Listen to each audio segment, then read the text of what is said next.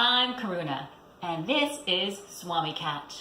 We are coming to you live right in your home by Zoom. So we'd love for you to come practice yoga with us. And this week we're going to do something that needs Pom Poms. And you know what? Pom Poms aren't just laying around the house everywhere, right, Swami Cat? So what we thought we'd show you how to do is make your own Pom Poms. Very easy.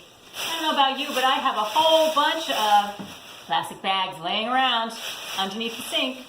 So all you have to do is take about 3 regular size plastic bags, fold them almost in half, right? Flatten that out. Fold from the sides to the middle, like so.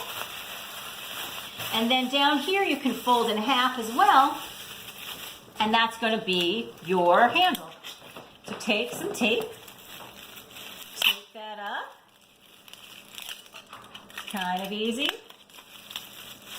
sort of easy. And then you're going to cut the top. So first what I would do is take your scissors and just cut some strips.